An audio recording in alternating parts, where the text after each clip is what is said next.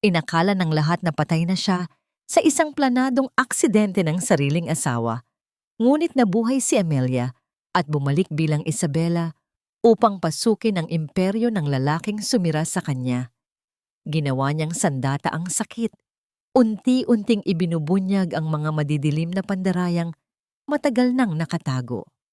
Ngunit sa oras na mabunyag ang buong katotohanan, sapat ba ang paghihiganti upang maghilom ang sugat ng kanyang puso? Ang tunog ng nababasag na salamin at nayuyuping bakal ang unang gumising sa diwa ni Amelia. Kasunod nito, ang marahas na pag-uga ng sinasakyan, isang malagim na sayaw ng kamatayan sa gitna ng kalsada. Ang mainit na likido na dumadaloy sa kanyang noo ay hindi niya pinansin. Ang sakit sa kanyang mga braso at binti ay tila manhid. Isa lang ang pangalang namutawi sa kanyang isipan.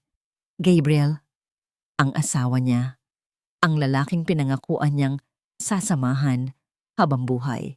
Sinubukan niyang imulat ang kanyang mga mata, ngunit isang nakakasilaw na liwanag lamang mula sa sirang headlight ang kanyang nakita.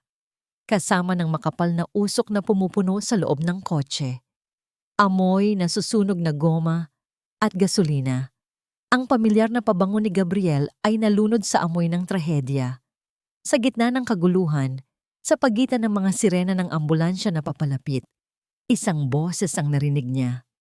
Boses ni Gabriel, puno ng pagkasindak at desperasyon.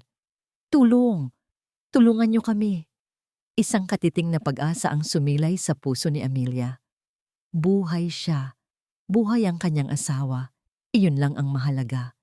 Ngunit ang kasunod na sinabi nito, ang siyang unang yupi sa kanyang puso, mas masakit pa sa anumang sugat na natamo ng kanyang katawan. Si Sofia! Unahin niyo si Sofia! Nandito siya sa passenger seat! Bilisan niyo! Sofia, ang pangalang iyon. Paulit-ulit na umalingaw-ngaw sa kanyang isipan, kasabay ng tunog ng mga rescue team na pilit binubuksan ang pinto ng kotse. Hindi siya si Sofia. Siya si Amelia, asawa ni Gabriel. Bakit si Sofia ang hinahanap nito? Naramdaman niya ang pag-angat ng kanyang katawan. Dinala siya sa isang stretcher. Ang huli niyang nakita, bago siya tuluyang nilamon ng dilim, ay ang mukha ni Gabriel, nakatingin hindi sa kanya, kundi sa babaeng inilalabas mula sa kabilang panig ng sasakyan. Ang pagising ni Amelia ay hindi sa yakap ng kanyang asawa, kundi sa malamig na paligid ng isang ospital. May kung anong tubo sa kanyang bibig na nagpapahirap sa kanyang paghinga. Ang bawat pagtibok ng kanyang puso ay may kasamang matinding kirot sa kanyang dibdib. Narinig niya ang mahinang tunog ng heart monitor sa kanyang tabi. Patunay na buhay pa siya. Ngunit bakit parang mas gugustuhin pa niyang hindi na nagising? Dahan-dahan niyang sinubukang imulat ang kanyang mga mata, ngunit nanatili itong bahagyang nakapikit. Mula sa siwang na yon, nakita niya si Gabriel na nakatayo malapit sa bintana. May kausap sa telepono. Ang boses nito ay pamilyar, ngunit ang lamig nito ay dayuhan. Yes, ma. The situation is under control. Oo, pareho silang nasa ospital. Si Sofia, she's stable. Minor injuries lang. Pero si Amelia, malubha. May sandaling katahimikan. Narinig ni Amelia ang pagbuntong hininga ni Gabriel. Hindi, ma.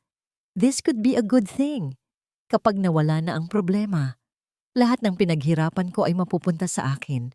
Ang proyekto walang hanggan ay magiging sa akin na lang nang walang anumang tanong. Problema. Ganoon na lang pala siya ngayon. Isang problema na kailangang mawala. Ang bawat salita ay parang kutsilyong humihiwa sa kanyang puso. Mas malalim at mas masakit. Ang babaeng buong pusong nag-alay ng kanyang talino, ng kanyang oras, ng kanyang buong pagkatao para sa tagumpay ng lalaking ito ay isa lamang palang balakid. Pinilit niyang manatiling kalmado. Pinilit niyang isipin na baka mali lang ang kanyang narinig. Ngunit ang pag-asang yon ay tuluyang namatay nang ibaba ni Gabriel ang telepono at lumapit sa kama kung saan nakahiga ang walang malay na si Sofia na nasa kabilang bahagi lamang ng kwarto. Hinawakan ni Gabriel ang kamay nito, ang parehong kamay na humahawak sa kanya tuwing gabi. Sofia, my love, gumising ka na. Bulong nito, puno ng pag-aalala at pagmamahal. Isang tono na matagal nang hindi naririnig ni Amelia para sa kanya. I'm so sorry. Hindi ko hahayaang may mangyaring masama sa'yo. Ikaw ang lahat sa akin. Naramdaman ni Amelia ang pag-init ng kanyang mga mata. Isang butil ng luha ang pilit na kumawala mula sa gilid ng kanyang mata, dumaloy sa kanyang sentido. Nagpatuloy si Gabriel sa pag-aakalang ang asawa niya ay mahimbing na natutulog at walang naririnig. Si Amelia, she's the genius, I know. Utak niya ang walang hanggan. Pero ako ang nagbigay sa kanya ng pagkakataon. Pangalan ko ang nakatatak doon. Pagod na akong laging nasa likod ng anino niya, Sofia. Sa'yo ko lang nararamdaman na ako. Ako si Gabriel, hindi lang asawa ng magaling na si Amelia Reyes. Ang bawat salita ay isang pag-amin, isang pagtatapat na sumisira sa pundasyon ng buhay na kanilang binuo. Ang pag-ibig na inakala niyang totoo ay isa lamang palang kasinungalingan. Ang pagsasakripisyo niya ay ginamit lamang para sa pansariling ambisyon nito. Nang gabing iyon, sa loob ng malamig na kwartong iyon, namatay ang puso ni Amelia. Ngunit isang bagong damdamin ang isinilang mula sa abo nito. Isang malamig at matalim na galit. Hindi na siya iiyak. Tapos na ang panahon ng pagiging mahina. Kung para kay Gabriel ay isa lamang siyang problema, kung ganoon ay bibigyan niya ito ng solusyon. Tumingin siya sa heart monitor na nagpapakita ng mabagal ngunit tuloy-tuloy na pagtibok ng kanyang puso. Tumingin siya sa lalaking minsan niyang minahal nang higit pa sa kanyang buhay, na ngayon ay malambing na hinahaplos ang buhok ng ibang babae. Isang mapait na ngiti ang sumilay sa kanyang mga labi. Para muling mabuhay, kailangan munang mamatay ni Amelia Reyes. Gamit ang lahat ng natitira niyang lakas, itinaas niya ang kanyang nanginginig na kamay. Dahan-dahan, ngunit may buong determinasyon. Bawat galaw ay isang pagsubok, ngunit ang nag-aalab na galit sa kanyang dibdib ang nagbibigay sa kanya ng kapangyarihan. Hinawakan niya ang tubo na nakakabit sa kanyang bibig, ang makinang nagpapanatili sa kanya sa mundong ito ng kasinungalingan. Isang huling tingin kay Gabriel, isang huling paalam sa kahibangang minsan niyang tinawag na pag-ibig. At pagkatapos, sa isang mabilis at tiyak na paghatak, inalis niya ito. Ang mahinang tunog ng heart monitor ay biglang napalitan ng isang nakabibinging, tuloy-tuloy na tunog. Isang tuwid na linya ang gumuhit sa screen, hudyat ng pagtatapos ng isang kabanata at ang simula ng isang malagim na paghihiganti. Ang unang pumasok sa isip ni Amelia ay katahimikan. Isang katahimikang kabaligtaran ng nakabibinging tunog ng flatline na huli niyang narinig. Walang ingay ng mga makina, walang nagmamadaling yapak ng mga nurse, walang pamilyar na amoy ng antiseptiko. Sa halip, ang hangin ay malinis at ang tanging naririnig niya ay ang mahina at ritmikong pagtibok. Hindi mula sa isang monitor, kundi mula sa loob ng kanyang sariling dibdib. Dahan-dahan niyang iminulat ang kanyang mga mata. Hindi puting kisame ng ospital ang kanyang nakita, kundi isang eleganteng kisame na gawa sa kahoy. Nakahiga siya sa isang malambot na kama, hindi sa matigas na higaan ng ospital. Nasaan siya? Ito ba ang kabilang buhay? Isang purgatorio kung saan kailangan niyang harapin ang mga alaala ng isang buhay na puno ng kasinungalingan? Mabutit gising ka na. Isang kalmadong boses ng lalaki ang bumasag sa katahimikan. Mula sa isang silyon sa gilid ng silid, isang lalaking nakasuot ng simpleng damit, hindi uniforme ng doktor, ang tumayo at dahan-dahang lumapit. Mayroon itong mga matang seryoso, ngunit may bahid ng awa. Sinubukan ni Amelia na magsalita, ngunit isang ubo lamang ang lumabas sa kanyang lalamunan. Nanunuyo ito at may kaunting kirot. "Huwag mo munang pilitin ang sarili mo," sabi ng lalaki. Iniabot sa kanya ang isang baso ng tubig. Tinulungan siya nitong bumangon ng bahagya para makainom. "Ako si Dr. Rafael De Leon. Ako ang nag-asikaso sa'yo sa ospital." "Dr. De Leon?" Ang pangalan ay hindi pamilyar, pero ang mas mahalaga. "Paano?" Hirap niyang tanong. "Ang makina. Tinanggal ko." Tumango si Rafael, tila inaasahan na ang tanong na yon. "Ginawa mo nga. At sa mata ng lahat. Sa mata ng batas. At lalo na sa mata ni Gabriel Montenegro. Patay ka na, Amelia Reyes." Ang mga salitang yon ay tumama sa kanya ng mas malakas pa kaysa sa pagbangga ng kotse. Patay na siya. Ang pagkataong binuo niya sa loob ng 30 taon, ang pangalang minsan niyang ipinagmalaki, ay isa na lamang alaala. Bakit mo to ginawa?" tanong niya. Ang kanyang boses ay nanginginig sa pagkalito at takot. Huminga ng malalim si Rafael bago nagsalita. "Narinig ko ang pag-uusap ninyo ng asawa mo sa telepono, o mas tamang sabihing ang pag-uusap niya sa kanyang ina. Narinig ko kung paano kanya tinawag na problema. At nakita ko kung paano niya hinawakan ang kamay ng babae niya habang ikaw ay nag-aagaw buhay." Isang imahe ng pagtataksil ang muling sumariwa sa isipan ni Amelia at kasabay nito ang pagkirot ng kanyang puso. "Nang makita kong tinanggal mo ang iyong life support," pagpapatuloy ni Rafael, "alam kong may dalawang pagpipilian. Hayaan kang mamatay tulad ng gusto mo o bigyan ka ng pagkakataong gusto mo talaga, ang makatakas." Kasabay ng pagdating mo sa ER, may isang biktima ng hit and run na idineklarang dead on arrival. Walang pagkakakilanlan. Sa gitna ng kaguluhan, pinalitan ko ang inyong mga medical chart. Ang katawan niya ang inilibing bilang si Amelia Reyes. Ikaw ang binigyan ko ng bagong simula. Isang bagong simula. Ang mga salitang yon ay dapat magbigay ng pag-asa. Ngunit para kay Amelia, ito'y parang isang sumpa. Isang buhay na walang pangalan, walang nakaraan, walang kinabukasan. Ang pakiramdam ng kawalan ng pag-asa ay parang yelong dahan-dahang bumabalot sa kanyang puso. "Saan ito?" tanong niya. Inililibot ang tingin sa silid. Isa itong pribadong rest house, malayo sa ingay ng syudad. "Isang ligtas na lugar," sagot ni Rafael. "Dito ka pwedeng magpagaling at mag-isip." Inabutan siya nito ng isang salamin. "May kaunting pagbabago sa iyong muka dahil sa mga operasyong kinailangan para ayusin ang pinsala ng aksidente. Hindi na gaanong kapansin-pansin, pero sapat na para hindi ka makilala sa unang tingin." Nanginginig ang mga kamay ni Amelia habang inaabot ang salamin. Tumingin siya sa kanyang refleksyon. Ang babae sa salamin ay siya, pero hindi siya. Ang mga mata ay pareho. Mga matang puno ngayon ng pait at sakit. Ngunit may mga peklat na manipis sa kanyang noo at gilid ng labi, bahagyang nag-iba sa korte ng kanyang mukha.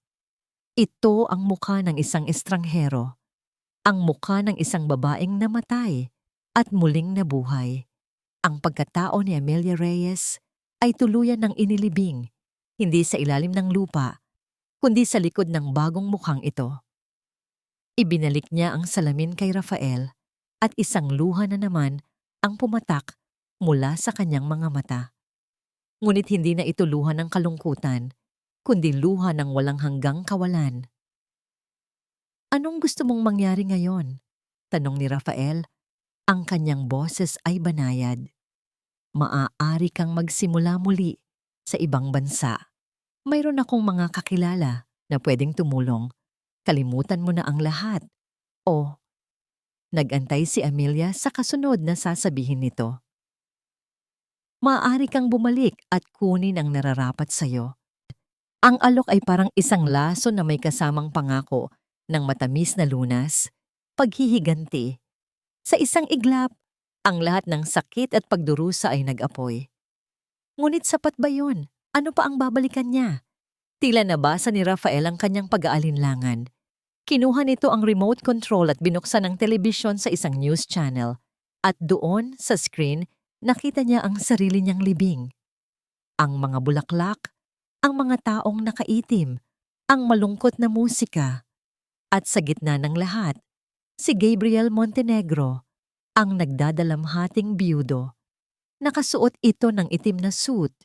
Ang kanyang muka ay larawan ng perpektong kalungkutan habang binabasa ang eulogy para sa kanyang pinakamamahal na asawa.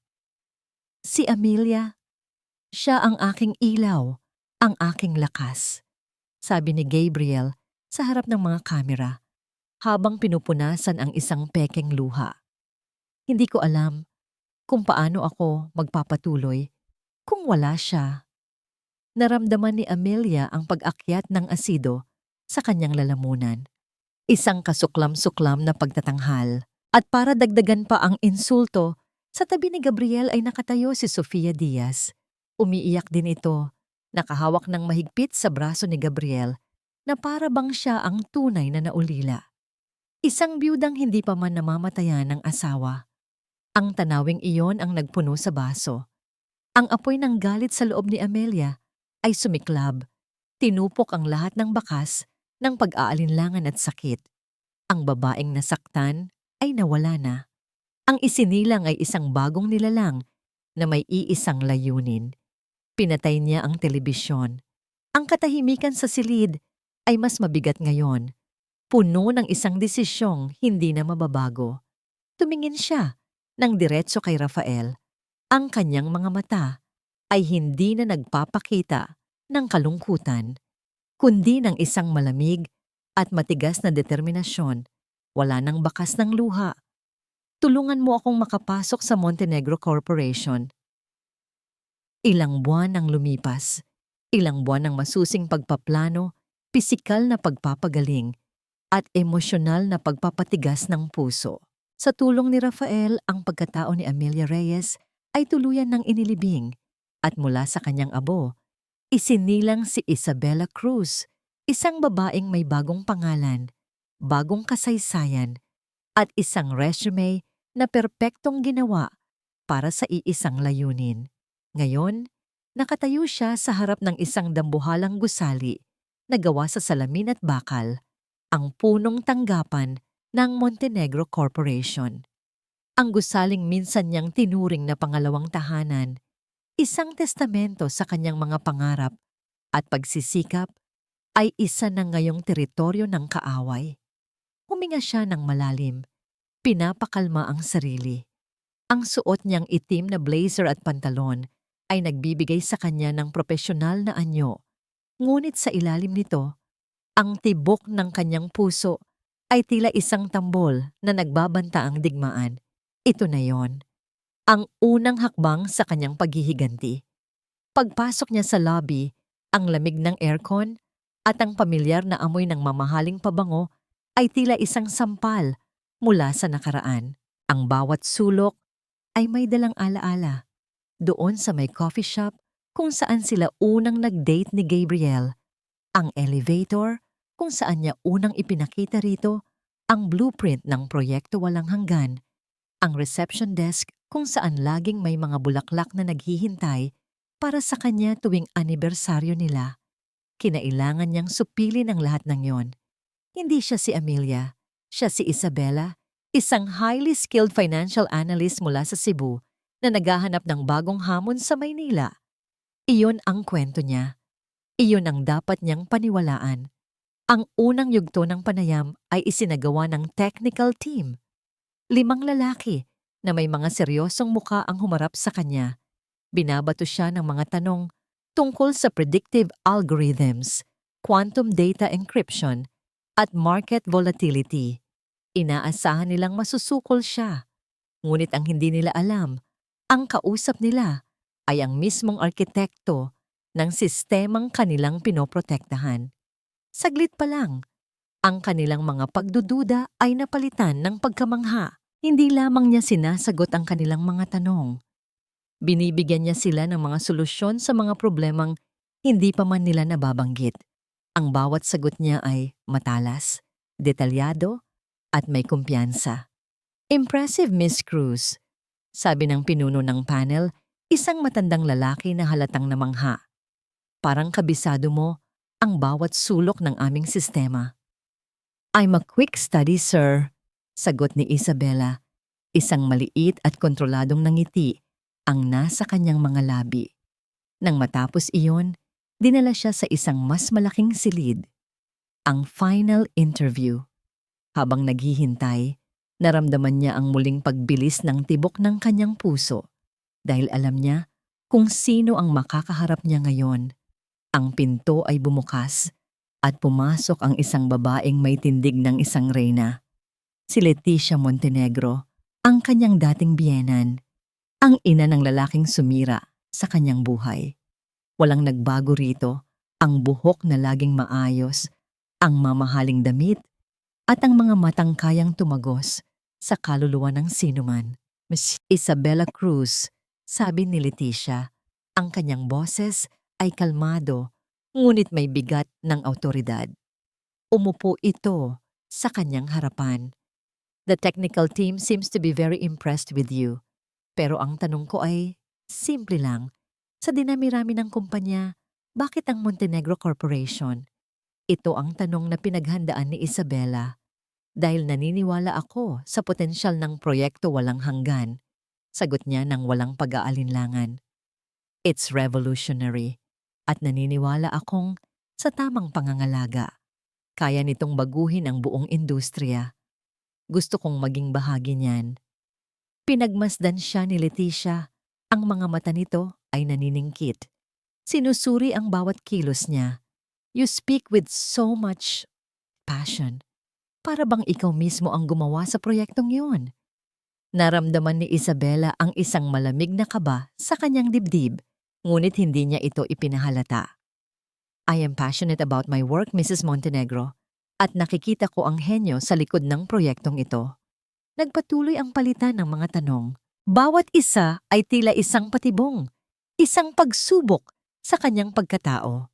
Ngunit nanatiling matatag si Isabela, sinasagot ang lahat, gamit ang kwentong binuo nila ni Rafael. Sa huli, tumayo si Leticia. Makakatanggap ka ng tawag mula sa HR department sa loob ng 24 na oras. Iyon lang. Walang kasiguraduhan, walang emosyon. Nakahinga lamang ng maluwag si Isabela nang makalabas siya ng silid na yon. Pakiramdam niya ay tumakbo siya sa isang marathon. Nagawa niya. Nalagpasan niya ang pinakamahirap na pagsubok. Habang naglalakad siya sa pasilyo, nanginginig pa rin ang kanyang mga tuhod. Sa sobrang pag-iisip, hindi niya namalayan ang lalaking naglalakad ng mabilis mula sa kabilang direksyon. Nabunggo sila. Ang mga papel na hawak ng lalaki ay nagkalat sa sahig. Ang cellphone o ni Isabela ay tumilapon mula sa kanyang kamay. I'm so sorry, sabay nilang sabi. Nang yumuko si Isabela para kunin ang kanyang telepono, ang kanyang kamay ay nagkasabay sa kamay ng lalaki. Isang kuryente ang dumaloy sa kanyang buong katawan. Isang pamilyar na kuryente na matagal na niyang pilit kinakalimutan. Dahan-dahan niyang itinaas ang kanyang paningin. At ang kanyang mundo ay huminto. Si Gabriel. Mukha itong pagod at mas matanda ng ilang taon. May mga guhit ng stress sa gilid ng mga mata nito. Ngunit ito pa rin ang parehong mukha na minsan niyang minahal ng buong puso. Ang parehong mukha na nakita niya sa kanyang mga bangungot. Miss, pasensya ka na talaga, sabi ni Gabriel. Tinutulungan siyang tumayo. Hindi nagsalita si Isabela. Itinago niya ang kanyang mukha. Umaasang hindi siya nito mapapansin. Mabilis niyang kinuha ang kanyang gamit at akmang aalis na. Sandali, pigil ni Gabriel. Huminto si Isabela ngunit hindi lumingon. Okay ka lang ba? Hindi ka ba nasaktan? Tanong nito. Tumango lang siya bilang sagot. Ang kanyang lalamunan ay tila may bumabara. Ngunit hindi pa rin siya binitawan ni Gabriel. May kung anong pagtataka sa boses nito nang muli itong magsalita. Pinilit siya nitong humarap. Tinitigan siya ni Gabriel ng maigi. Ang mukha niya ay iba. Ang buhok niya ay iba. Pero may isang bagay. Nagkita na ba tayo dati? Tanong ni Gabriel. Ang kanyang noo ay nakakunot sa malalim na pag-iisip. Tumingin ito ng diretso sa kanyang mga mata. Pamilyar ang iyong mga mata. Mayroong multo sa loob ng Montenegro Corporation. Hindi ito isang multong nakikita o naririnig, kundi isang multong digital. Isang anino sa loob ng sistema na pilit sinisira ang lahat ng pinaghirapan ni Gabriel Montenegro. Ano na namang problema? Sigaw ni Gabriel. Ang kanyang boses ay umalingaw-ngaw sa loob ng conference room. Ibinagsak niya ang kanyang palad sa makintab na lamesa, sapat para manginig ang mga water pitcher sa ibabaw nito. Pangatlong beses na nating pinag-uusapan ang glitch na to. Isang buwan na tayong pabalik-balik sa parehong issue. Ang technical team na nakaupo sa paligid ng lamesa ay napayuko. Walang sino man ang nangahas na magsalita. Ang proyekto. Walang hanggan ang pinakamahalagang asset ng kumpanyang ito. Patuloy ni Gabriel, ang kanyang mga mata ay nag-aalab sa galit at pagkainis. Pero paano natin ito ibebenta sa mga investor kung ang sarili nating sistema ay hindi natin mapagkatiwalaan? Anong silbi ng isang predictive algorithm kung mali-mali ang data na ibinibigay nito? Pagkatapos ng pagkamatay ni Amelia, ipinagpatuloy ni Gabriel ang proyekto. Itinanghal niya ang sarili bilang bagong pinuno, ang henyo na magdadala sa pangarap ni Amelia sa katuparan. Ngunit sa likod ng mga nakasarang pinto, ang katotohanan ay unti-unti siyang nilulunod. Ang algorithm ay nagiging hindi matatag. May mga error na lumalabas na walang sino man sa kanyang team ang kayang ayusin. Ang sistema ay parang isang katawan na nawalan ng kaluluwa. At alam ni Gabriel kung sino ang kaluluwang iyon. Sir, lakas loob na sabi ng pinuno ng team, sinubukan na po namin ang lahat. Ang code, masyadong komplikado. May mga bahagi nito na tanging si Ma'am Amelia lang po ang nakakaintindi. Ang pagbanggit sa pangalan ng kanyang yumaong asawa ay parang isang dagang biglang tumusok sa kanyang dibdib. Isang halo ng inis at guilt. Huwag ninyong banggitin ang pangalan niya. Malamig na utos ni Gabriel. Hanapan niyo ng solusyon. Iyon ang trabaho ninyo. Tumayo siya at lumabas ng silid. Iniwan ng isang tensyonadong katahimikan. Sa kanyang opisina, sinubukan niyang pakalmahin ang sarili. Ngunit may isa pang bagay na bumabagabag sa kanya nitong mga nakaraang araw. Isang babae. Ang bagong hire na si Isabella Cruz. Mula nang magkasalubong sila sa pasilyo, hindi na ito maalis sa kanyang isipan. Ang mga mata nito, may kung anong pamilyar sa mga yon. Isang lalim, isang talino, at isang kalungkutan na minsan na niyang nakita. Kalokohan, bulong niya sa sarili. Guni-guni mo lang yan, Gabriel, epekto ng stress at pagod. Ngunit hindi niya mapigilan ang sarili. Binuksan niya ang kanyang computer at inaccess ang live feed mula sa mga security camera. Ipinokus niya ang isang camera sa R&D department, sa desk ng bagong empleyado. Nandoon si Isabella, seryosong nakatutok sa kanyang monitor. Ang paraan ng kanyang pag-upo, ang postura ng kanyang likod, ang paraan kung paano niya isinusuklay ang kanyang buhok gamit ang daliri kapag nag-iisip ng malalim. Lahat ay parang multo ng nakaraan. Pinanood niya ito ng halos kalahating oras. Ang bawat kilos ni Isabella ay tila isang anino ni Amelia. Parang nanonood siya ng isang pamilyar na sayaw na isinasayaw ng ibang tao. At pagkatapos ay nangyari iyon. Kinuha ni Isabella ang isang ballpen mula sa kanyang desk. Habang binabasa ang isang komplikadong report sa screen, sinimulan niyang itap ang dulo ng ballpen sa kanyang mesa. Hindi basta-bastang pagtap. Mayroon itong particular na ritmo. Tap, tap.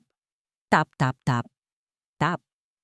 Biglang nanigas si Gabriel. Ang tunog na yon, ang ritmong yon, dinala siya nito pabalik sa nakaraan. Sa mga gabing ginagabi sila ni Amelia sa opisina para buuin ang walang hanggan. Ganoon na ganoon ang ginagawa ni Amelia kapag nahihirapan siya sa isang problema. Isang maliit na ugali na siya lang ang nakakaalam. Tap, tap, tap, tap, tap, tap. Ang tunog ay umalingaw-ngaw sa kanyang isipan, kasabay ng alaala ng nangiti ni Amelia kapag sa wakas ay nalutas na niya ang code.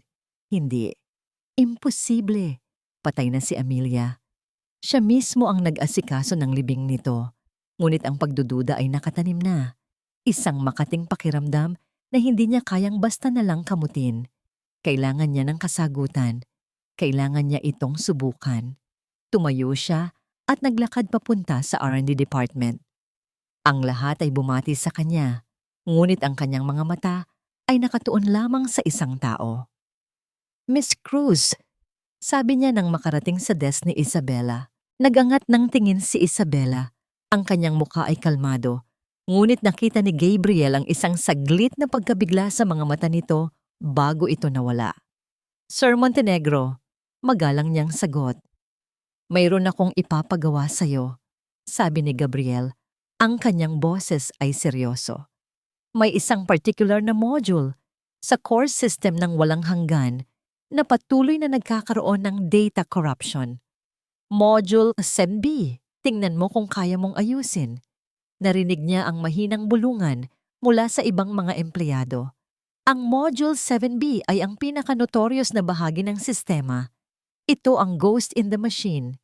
Isang taon na nilang sinusubukang ayusin iyon, ngunit walang sino man ang nagtagumpay. Tanging si Amelia lamang ang nakakaintindi sa lohika sa likod nito. Ito ang kanyang pain. Ito ang kanyang pagsubok. Kung si Isabela Cruz ay isang ordinaryong analyst lang, babagsak siya rito. Ngunit kung siya ay iba, sige po sir, sagot ni Isabela. Nang walang anumang pag-aalinlangan, tila hindi nababahala sa reputasyon ng module. I'll do my best. Bumalik si Gabriel sa kanyang opisina. Ang kanyang puso ay kumakabog. Naghihintay. Isang oras lamang ang lumipas nang tumunog ang kanyang email. Isang notification mula kay Isabela Cruz. Subject, Module 7B. Resolved na ramdaman ni Gabriel ang paglamig ng kanyang dugo. Dahan-dahan niyang binuksan ang email. Nakalakip dito ang isang file na naglalaman ng revised code. Binuksan niya ang file. Ang kanyang mga mata, na sanay na sa pagbabasa ng libu-libong linya ng code, ay mabilis na sinuri ang mga pagbabago. At siya ay natigilan. Hindi lang inayos ni Isabela ang error. Binago niya ang buong istruktura ng code. Mas malinis ito, mas maikli, at 10 beses na mas mahusay kaysa sa orihinal. Ang solusyon ay hindi lamang magaling. Ito ay henyo. Ngunit hindi iyon ang nagpatigil sa kanyang paghinga. Sa dulo ng code, may isang particular na signature sa pagsulat ng algorithm. Isang paraan ng pag-ayos ng variables na tanging isang tao lang ang gumagawa. Isang estilo na kasing personal ng isang sulat kamay. Isang estilong pagmamay-ari ni Amelia Reyes. Napatingin si Gabriel sa screen. Ang kanyang bibig ay bahagyang nakabukas. Ang email ay naroon. Ang code ay gumagana. Ngunit ang kanyang isipan ay sumisigaw ng isang salita. Imposible.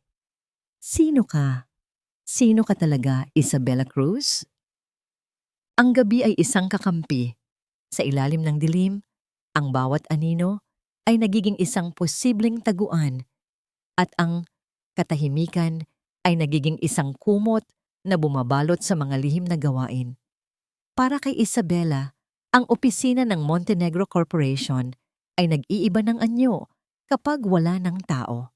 Ang mga pasilyong puno ng abalang empleyado sa umaga ay nagiging mahahabang daanan ng pangamba sa gabi. Ang bawat pag-click ng kanyang mouse at pag-type sa keyboard ay parang putok ng baril sa katahimikan. Ito ang kanyang bagong ritual. 2 hanggang 3 beses sa isang linggo, mananatili siya sa opisina, magpapanggap na nag-overtime. Ngunit ang tunay niyang ginagawa ay mas mapanganib. Gamit ang access na ibinigay sa kanya, isa-isa niyang tinataniman ng backdoors ang server ng kumpanya. Mga lihim na daanan kung saan maaari niyang makuha ang data na kailangan niya nang hindi napapansin. Ang layunin niya, hanapin ang katibayan ng money laundering na matagal na niyang pinaghihinala ang ginagawa ni Gabriel. Alam niya kung paano ito gumagana. Siya, higit kaninuman, ang nakakaalam sa mga kahinaan ng sistemang siya mismo ang lumikha.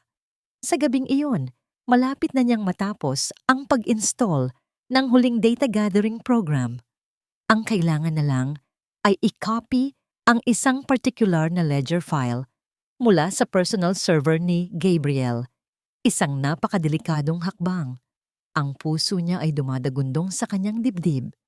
Isang maling galaw lang at magti-trigger ang security alert.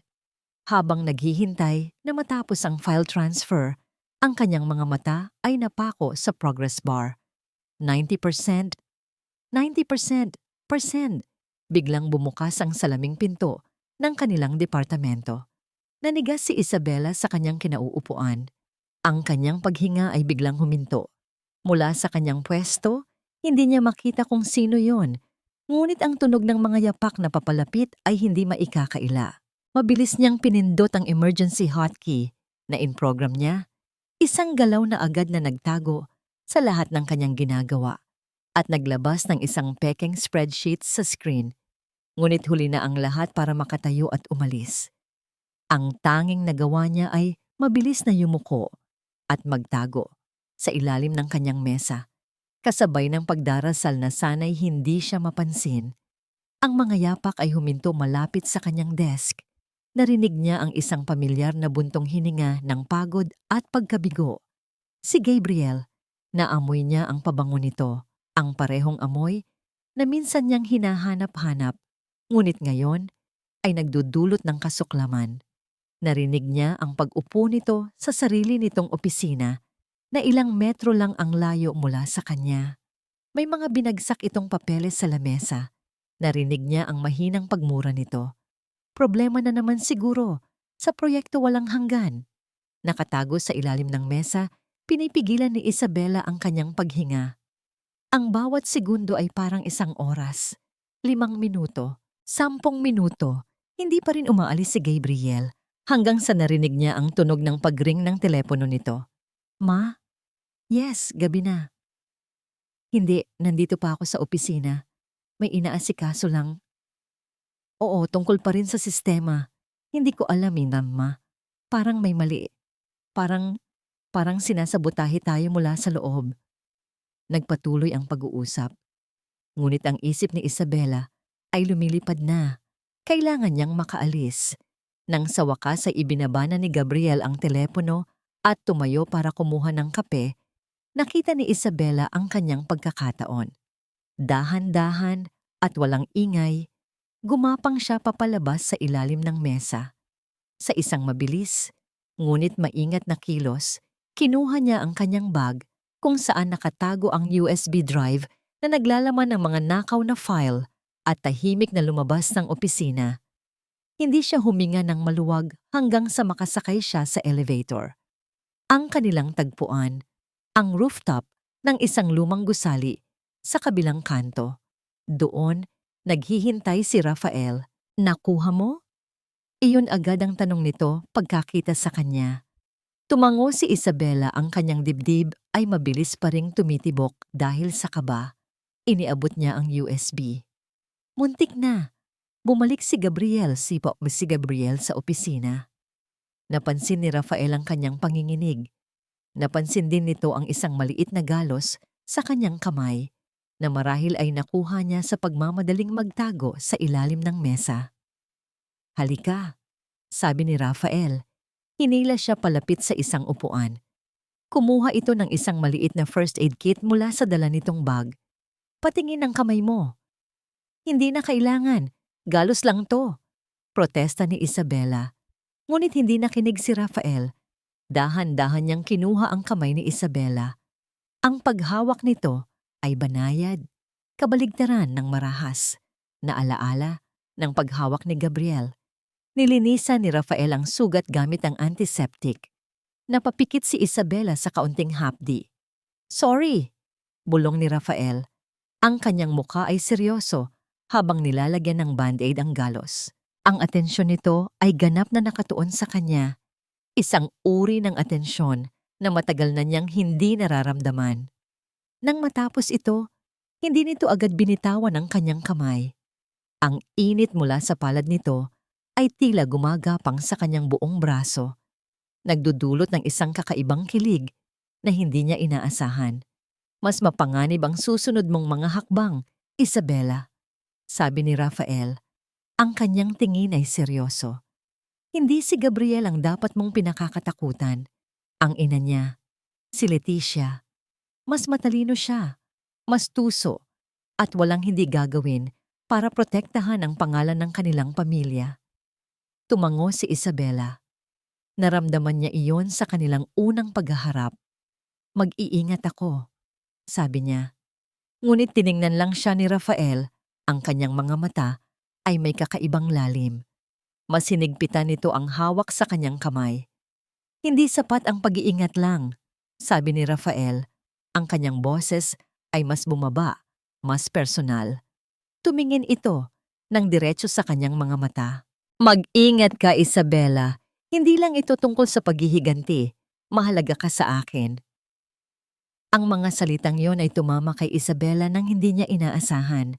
Ang puso niyang matagal nang naging bato dahil sa sakit ay tila biglang nakaramdam ng isang bitak.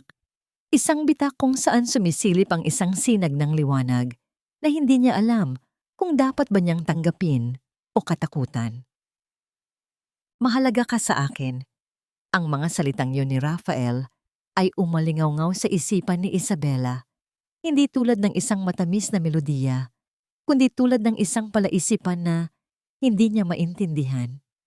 Sa loob ng ilang buwan, si Rafael de Leon ay naging kanyang anino, kanyang tagapagligtas, at kanyang nag-iisang kakampi.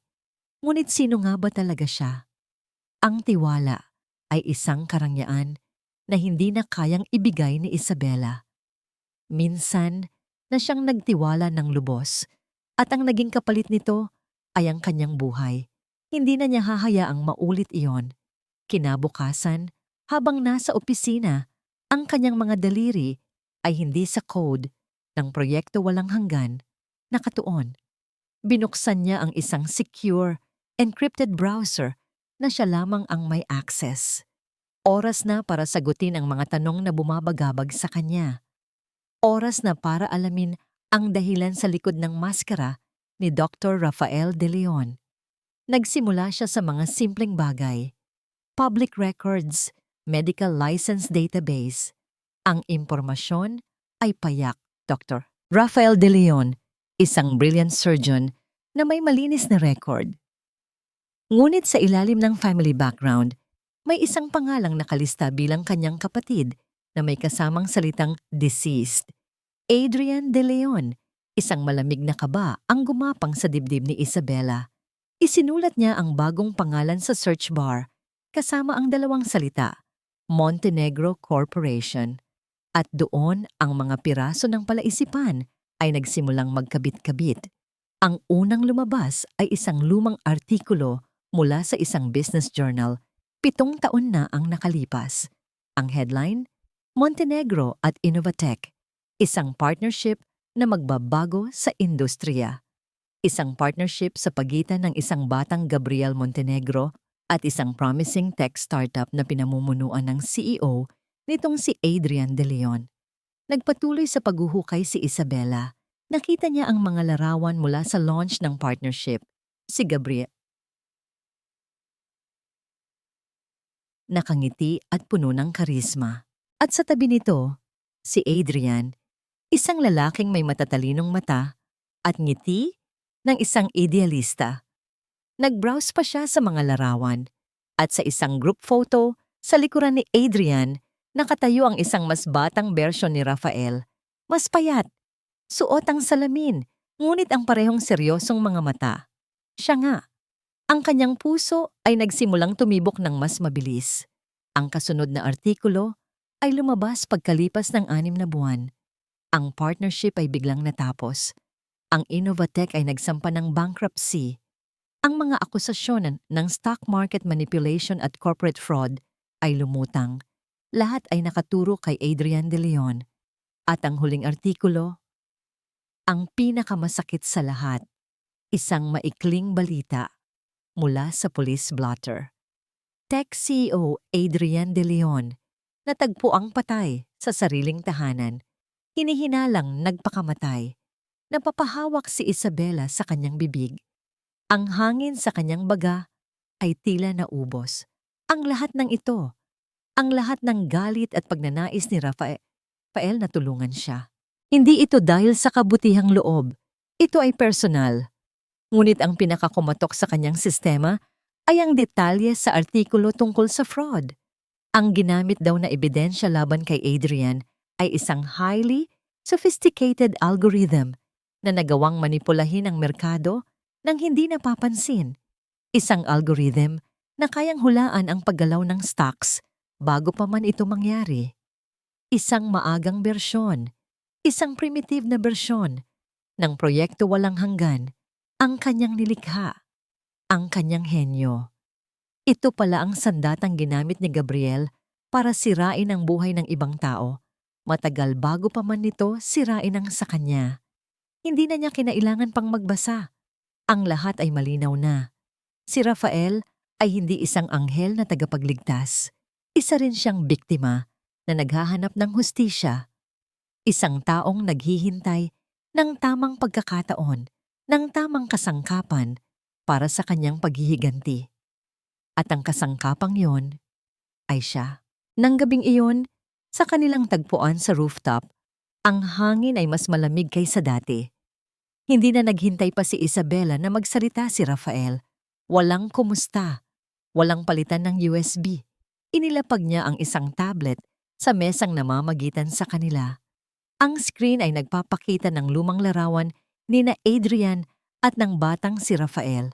Tinitigan ni Rafael ang larawan. Ang kanyang seryosong mukha ay hindi nagbago. Ngunit nakita ni Isabela ang isang pamilyar na sakit sa mga mata nito. Ang parehong sakit na nakikita niya sa salamin araw-araw. Ito ba ang dahilan? Tanong ni Isabela. Ang kanyang boses ay walang emosyon. Malamig na parang yelo. Hindi agad sumagot si Rafael. Tumingin muna ito sa malayo, sa mga ilaw ng syudad na tila mga bituin na nahulog sa lupa. Ang kuya ko, siya ang tunay na henyo, panimula ni Rafael. Ang kanyang boses ay mahina, ngunit puno ng bigat. Siya ang idealista. Naniwala siya kay Gabriel. Naniwala siya sa kanilang pangarap. Ngunit si Gabriel, ginamit niya ang tiwala ng kapatid ko. Ginamit niya ang isang maagang bersyon ng algorithm mo para mag-transfer ng pondo, para manipulahin ang stocks. At pagkatapos, pinalabas niyang si Adrian ang may kasalanan ng lahat. Kinuwento niya ang lahat. Ang pagbagsak ng kanilang pamilya. Ang kahihiyan. Ang gabi kung kailan natagpuan niya ang kanyang kapatid na wala ng buhay. Ang pangako na ginawa niya sa puntod nito. Naghintay ako, Isabela, sabi ni Rafael. Sa wakas ay tumingin na sa kanya. Naghintay ako ng maraming taon. Nag-aral ako, nag-ipon ng ebidensya, pero kulang. Kailangan ko ng isang taong makakapasok sa looban ng Montenegro Corporation, isang taong nakakaintindi sa sistema. At pagkatapos, dumating ka. Ang bawat salita ay isang kumpirmasyon sa kanyang kinatatakutan.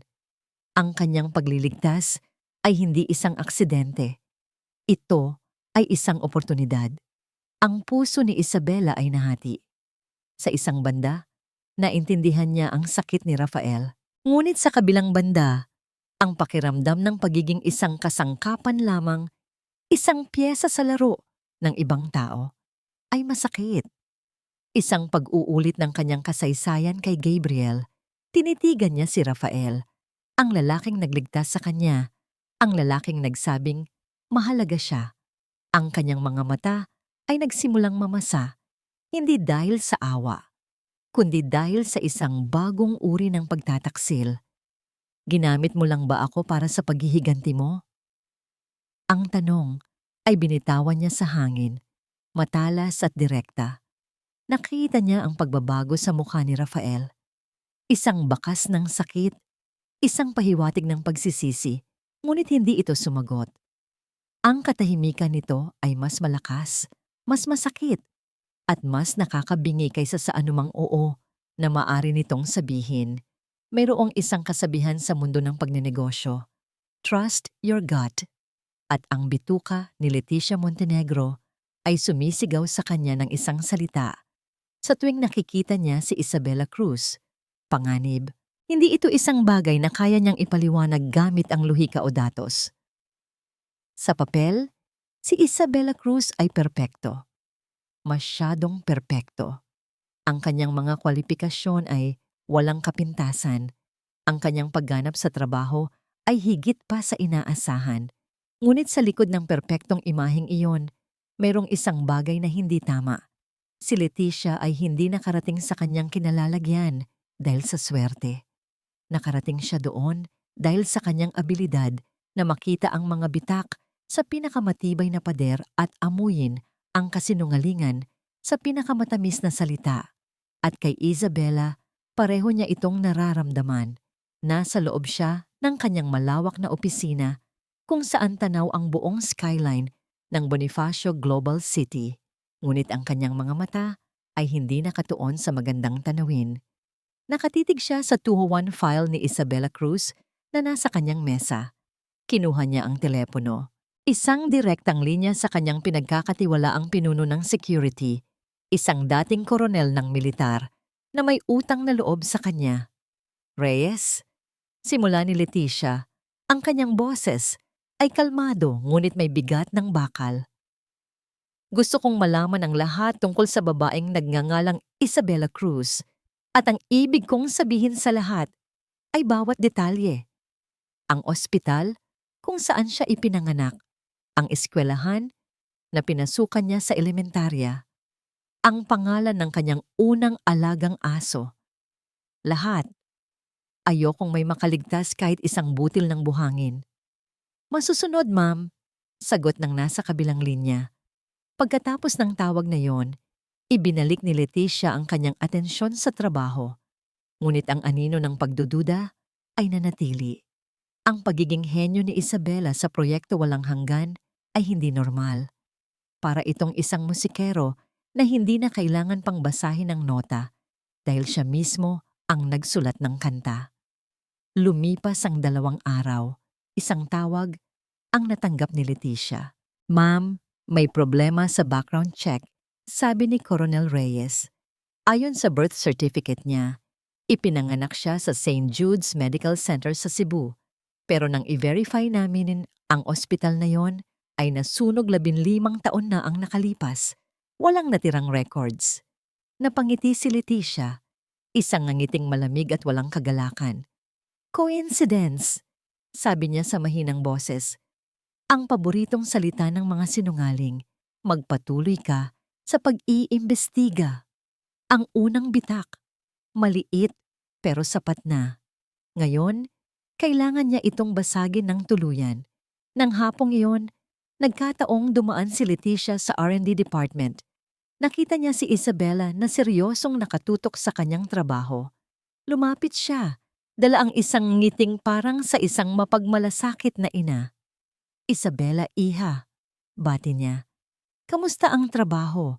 Huwag mong masyadong pagurin ang sarili mo. Okay lang po, Mrs. Montenegro. Marami lang pong kailangang ayusin sa sistema. Magalang na sagot ni Isabela. I see, sabi ni Leticia habang inililibot ang kanyang tingin sa desk nito. Pagkatapos ay tila may bigla siyang naalala. Alam mo, bigla kong na-miss ang ensaymadang gawa sa lumang panaderya sa kanto ng Bimapa. Paborito iyon ng yumaong manugang ko, si Amelia. Ikaw, iha, pamilyar ka ba doon? Ito ang kanyang patibong. Isang maliit at tila inosenteng tanong. Ang panaderyang iyon ay matagal nang nagsara bago pa man dumating si Isabela sa Maynila, ayon sa kanyang kwento.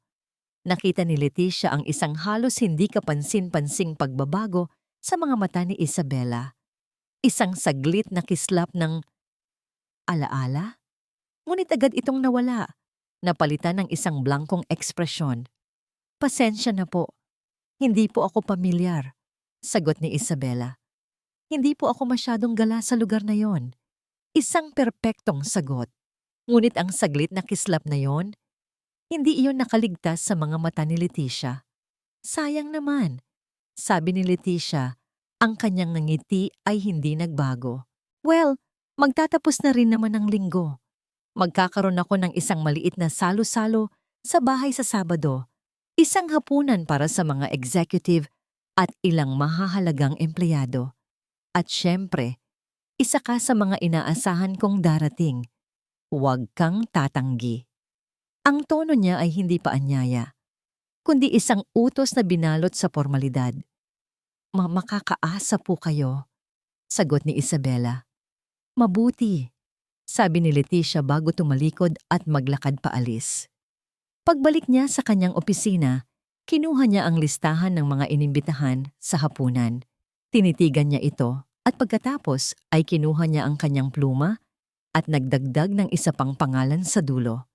Clarissa Sandoval, ang matalik na kaibigan ni Amelia mula pa noong kolehiyo.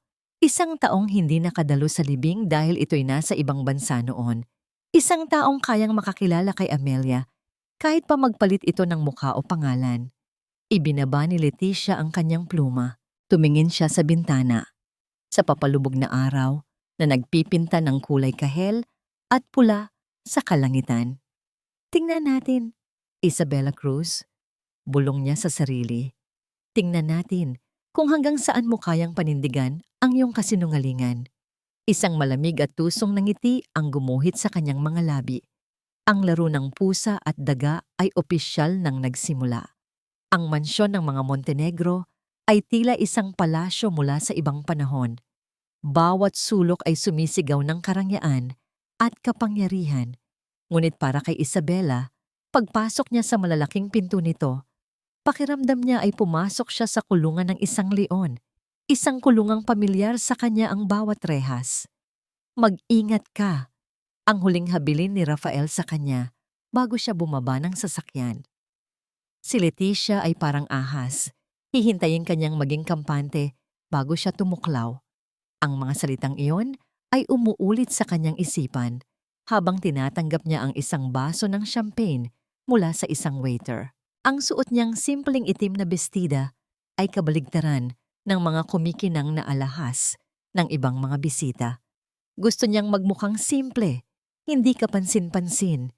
Ngunit alam niyang sa gabing ito, siya ang sentro ng atensyon ng isang tao.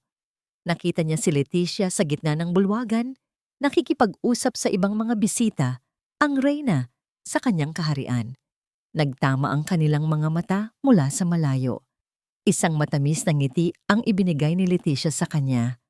Ngunit ang mga mata nito ay nangungusap ng ibang bagay, isang hamon. Sinubukan ni Isabela na umiwas, makihalubilo sa ibang mga empleyado na halos hindi niya kilala. Ngunit ang gabi ay tila may sariling plano para sa kanya. "Isabela, iha, halika rito," tawag ni Leticia, ginagamit ang boses na imposible niyang tanggihan. "May ipapakilala ako sa'yo." Walang magawa si Isabela kundi lumapit. Ang puso niya ay nagsimulang kumabog ng mas mabilis. Nakatayo sa tabi ni Leticia ay isang babaeng may pamilyar na mga mata at ngiti. Ang kanyang buhok ay mas maikli na ngayon, ngunit ang enerhiya nito ay hindi nagbago. "Clarissa, meet Isabela Cruz, ang bago at pinakamagaling nating analyst," sabi ni Leticia. "Isabela, si Clarissa Sandoval, isa sa mga pinakamatagal na kaibigan ng aming pamilya." Clarissa Sandoval, Clau, ang kanyang matalik na kaibigan, ang kanyang kapatid sa ibang ina, ang babaeng kasama niyang umiyak, tumawa, at nangarap. Naramdaman ni Isabela ang panunuyo ng kanyang lalamunan, ang lahat ng alaala, ang kanilang mga college days, ang pagiging abay niya sa kasal nito, Ang mga gabing nag-iinuman sila habang pinag-uusapan ng buhay. Lahat ay bumalik sa isang iglap. Nice to meet you, Isabella. Bati ni Clarissa. Iniabot ang kamay. Ang ngiti nito ay totoo at palakaibigan. Inabot ni Isabella ang kamay nito. Ang paghawak ay malamig. Ang kanyang sariling kamay ay nanginginig. Nice to meet you too. Sagot niya. Ang kanyang boses ay bahagyang paos. Pinilit niyang kontrolin ang kanyang emosyon. Hindi siya si Amelia. Hindi niya kilala ang babaeng ito. Taga saan ka nga ulit, Isabella? Tanong ni Clarissa, sa paraang nag-uumpisa lang ng isang usapan. Ngunit alam ni Isabella na bawat tanong ay isang pagsubok na binabantayan ni Leticia sa gilid. Cebu, sagot niya. Ang kwentong binuo nila ni Rafael. Talaga? Ang ganda doon. Saan sa Cebu? Ang usapan ay naging isang interogasyon na binalot sa pagiging palakaibigan. Bawat tanong ni Clarissa tungkol sa kanyang nakaraan ay sinasagot niya ng may pag-iingat. Ngunit sa bawat sagot, nararamdaman niya ang isang kirot sa kanyang puso. Nagsisinungaling siya sa kanyang pinakamatalik na kaibigan hanggang sa dumating ang isa pang karakter sa eksena. Well, look who's here, sabi ng isang boses na puno ng sarkasmo. Si Sofia Diaz, nakasuot ng isang pulang bestida na agaw pansin, ay lumapit sa kanila. Hawak-hawak ang braso ni Gabriel na parabang isa itong tropeo. Ang ating star employee. Kinakarir mo talaga ang pagiging paborito, ano? Sofia, please. Saway ni Gabriel, halatang naiilang. Ngumiti lang si Isabella. I'm just doing my job, Miss Diaz. Tiningnan siya ni Sofia mula ulo hanggang paa na may halong inggit at pagdududa. Talaga lang, ha? Bigla itong gumalaw at ang hawak nitong baso ng red wine ay aksidenteng natapon sa itim na bestida ni Isabella. Oh my God, I'm so sorry, sabi ni Sofia. Ngunit ang kanyang mga mata ay nagsasabing kabaligtaran nito. Ang lahat ay napatingin sa kanila. Isang eksena, isang paraan para ipahiya siya. Ngunit hindi nagpatinag si Isabella. Sa halip na magalit o mataranta, kumuha siya ng isang table napkin at mahinahong pinunasan ang mantsa. It's okay, sabi niya. Isang kalmadong ngiti ang nasa kanyang muka habang nakatingin ng diretso kay Sofia. It's just a dress. Hindi naman ito kasing halaga ng integridad o reputasyon. Mas mahirap linisin ang mga yon kapag nadumihan na. Hindi ba? Ang mga salita ay matalas at may dobleng kahulugan. Tumama ito hindi lang kay Sofia, kundi pati na rin kay Gabriel na nakatayo sa tabi nito.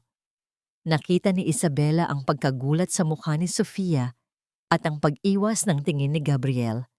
Ang ibang mga bisita na nakarinig ay nagbulungan at ang simpatya ay malinaw na nasa panig niya. Nagtagumpay siyang ipahiya ang humihiya sa kanya. Ngunit ang gabi ay hindi pa tapos. Nang papalapit na ang pagtatapos ng hapunan, lumapit si Leticia sa kanya. Ang matamis ng ngiti ay bumalik sa mukha nito. Magaling kang humarap sa sitwasyon kanina. Iha, sabi nito sa mahinang boses, para silang dalawa lang ang makarinig. Manang-mana ka sa kanya. Hindi sumagot si Isabella. Alam mo, pagpapatuloy ni Leticia, naalala ko tuloy noong bata pa si Amelia. Mayroon siyang alagang pusa. Isang pusang puti na may itim na batik sa mata. Lagi niya itong karga-karga kahit saan. Ang cute-cute. Huminto si Leticia at tumingin ng diretso sa kanyang mga mata. Ang nangiti ay nawala at napalitan ng isang matalim na tingin. Naalala mo ba si Kuting? Ang pangalan. Ang lihim na pangalan na siya lang at ang kanyang pamilya ang nakakaalam. Isang pangalan mula sa isang buhay na matagal na niyang inilibing. Naramdaman ni Isabella ang paglamig ng kanyang buong katawan. Ang laro ay tapos na. Alam na nito. Nahuli na siya. Ang pag-uwi mula sa mansyon ng mga Montenegro ay parang isang mahabang paglalakbay mula sa bibig ng impyerno. Hindi na nagsalita si Isabela. Ang tanong ni Leticia tungkol kay Kuting ay hindi na nangailangan ng sagot. Ang katahimikan na namagitan sa kanila pagkatapos noon ay isang pag-amin na mas malakas pa sa anumang salita. Alam na niya. At kung alam na ni Leticia ang bawat araw na mananatili siya sa Montenegro Corporation ay parang paglalakad sa isang minahan. Isang maling hakbang at sasabog ang lahat. Kinabukasan sa opisina, ang hangin ay mas mabigat, mas mapanganib. Bawat ngiti ng kanyang mga katrabaho ay tila isang pangungutya. Bawat pagdaan ni Gabriel sa kanyang desk ay tila isang pagbabanta. Tanghali, isang email ang pumasok sa kanyang inbox mula kay Leticia Montenegro. Subject, urgent meeting, my office, now. Naramdaman ni Isabela ang panlalamig ng kanyang mga kamay. Ito na yon, ang paghuhukom. Pagpasok niya sa opisina ni Leticia, nadatnan niya itong nakaupo sa likod ng kanyang malaking mesa, kalmado, tila isang emperador na magbibigay ng hatol. Walang ibang tao sa silid. "Maupo ka, Isabela," sabi ni Leticia. Ikinumpas ang kamay sa silyang nasa harapan niya. O mas tamang sabihing, "Amelia?" Hindi kumibo si Isabela. Anong silbi ng pagtanggi? Tapos na ang laro. Isang folder ang itinapon ni Leticia sa ibabaw ng mesa. Dahan-dahan itong dumulas at huminto sa mismong harapan ni Isabela. Binuksan niya ito. Naglalaman ito ng lahat. Ang pekeng birth certificate. Ang ulat tungkol sa nasunog na ospital. Isang detalyadong pagsusuri mula sa isang handwriting expert. Pinagkukumpara ang sulat kamay ni Isabela Cruz sa mga lumang dokumento na sinulatan ni Amelia Reyes. Magkatugma. At ang pinakahuli, isang larawan niya habang kausap si Rafael de Leon sa isang rooftop, kuha mula sa isang gusali sa malayo. "Magaling kang magtago, Amelia," sabi ni Leticia. Ang kanyang boses ay malamig. "Pero mas magaling akong maghanap." "Anong kailangan ninyo?" Diretsahang tanong ni Isabela. Ang kanyang boses ay matatag sa kabila ng kabang nararamdaman. "Simple lang," sagot ni Leticia. "Nawawala na ang pasensya ng anak ko sa mga problema ng proyekto walang hanggan. Kaya napagdesisyonan niyang gawin ang isang malaking hakbang. Magkakaroon siya ng isang live demonstration at press conference sa Biyernes. Isang paraan para makuha ang tiwala ng mga bagong investor at isalba ang pangalan ng kumpanya." Naintindihan agad ni Isabela. Isang sugal. Isang desperadong hakbang para takpan ang mga butas ng isang papalubog na barko. At alam niyang ang paglulunsad ng sistema sa kasalukuyan nitong estado ay isang garantisadong kapahamakan, isang kapahamakang siya mismo ang nagtanim. "At anong kinalaman ko dyan?" tanong ni Isabela. "Ikaw ang mag-aayos nito," utos ni Leticia. "Gagawin mong perpekto ang sistema bago ang Biyernes. Pagkatapos ng press conference, aalis ka. Mawawala ka na parang bula. At hinding-hindi ka na magpapakita pa." Isang tawa ang kumawala sa bibig ni Isabela. Isang tawang walang saya, puno ng kapaitan. "At bakit ko gagawin iyon?" Tumayo si Leticia. Lumakad ito papunta sa bintana. Tinitigan ang syudad sa ibaba, bago muling humarap sa kanya. Ang kanyang mukha ay wala ng bahid ng anumang pagkukunwari. Ito ang tunay na Leticia Montenegro. Walang awa at makapangyarihan.